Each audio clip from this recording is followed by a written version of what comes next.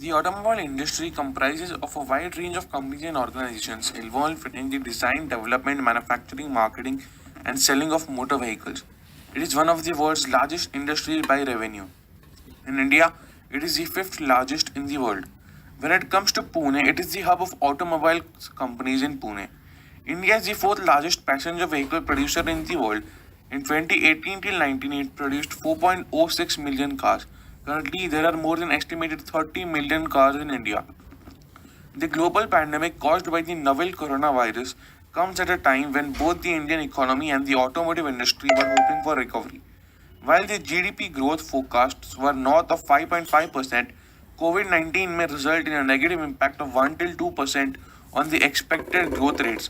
The absolute magnitude of impact depends on the duration of ongoing lockdown and the impact caused by this pandemic. The onset of COVID 19 in India will have a negative impact on the automotive industry. It is estimated that there will be an overall revenue impact of at least 1.5 till $2 billion per month across the industry. Even after we open up, further decline in passenger vehicles demand is expected, with discretionary spend taking a back seat.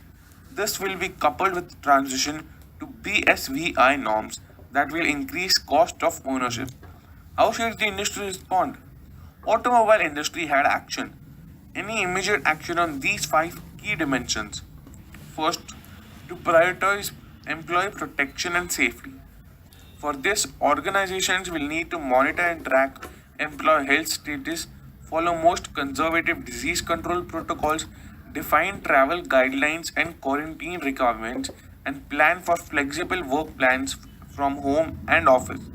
Secondly, to ensure business continuity planning, wherein businesses set up instant response teams, define and align leaders, review business continuity, review co working guidelines in critical positions, and measure and ensure and support supplier stability.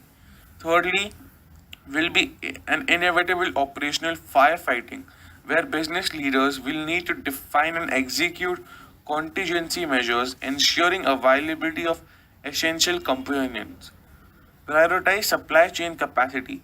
Ensure real time monitoring and response management examples.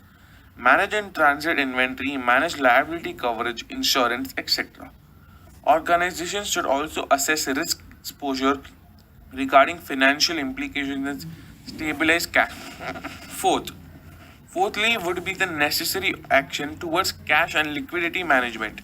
This would mean that organizations assess risk exposure regarding financial implications and additional financing, stabilize cash flows to ensure enough liquidity and define cost reduction measures.